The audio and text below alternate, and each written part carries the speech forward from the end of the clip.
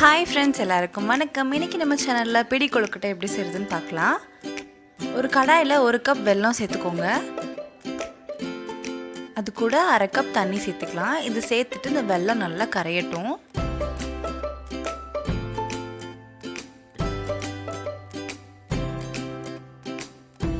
வெல்லம் நல்லா கரைஞ்சதுக்கப்புறம் நம்ம இதை வடிகட்டிடலாம்.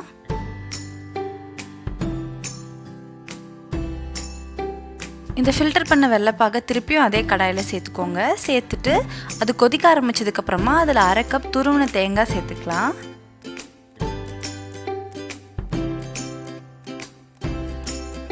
இது கொஞ்சம் திக்காக ஸ்டார்ட் ஆனதுக்கப்புறம் 2 டேபிள் ஸ்பூன் எள்ளு சேர்த்துக்கலாம். உங்களுக்கு ஏலக்காய் ஃப்ளேவர் பிடிக்கும்னா இதில் 4 ஏலக்காய் க்ரஷ் பண்ணி சேர்த்துக்கோங்க. இப்போ இதில் 1/2 கப் அரிசி மாவு சேர்த்துக்கலாம். கொழுக்கட்டை மாவு, இடியாப்ப மாவு எது வேணாலும் சேர்த்துக்கலாம். சேர்த்துட்டு நல்லா மிக்ஸ் பண்ணி விட்டுருங்க. இப்போ இந்த மாவு நல்லா ஆறுனதுக்கப்புறமா நம்ம கொழுக்கட்டை ஷேப் பண்ணிக்கலாம்.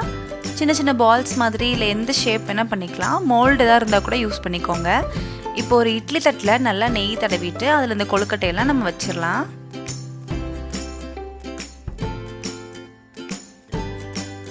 தண்ணி நல்லா கொதிக்க ஆரம்பிச்சதுக்கப்புறமா இந்த கொழுக்கட்டையெல்லாம் வச்சு ஒரு 10 to 12 minutes ஸ்டீம் பண்ணி எடுத்துக்கலாம். 10 minutesக்கு அப்புறம் நம்ம கொழுக்கட்டையெல்லாம் ரெடி ஆகிடுச்சு. இந்த ரெசிபி செஞ்சு பார்த்துட்டு எப்படி இருந்துச்சுன்னு மறக்காமல் எனக்கு கமெண்ட்டில் சொல்லுங்கள். இந்த வீடியோ உங்களுக்கு பிடிச்சிருந்துச்சுன்னா லைக் பண்ணுங்கள், சப்ஸ்கிரைப் பண்ணுங்கள்.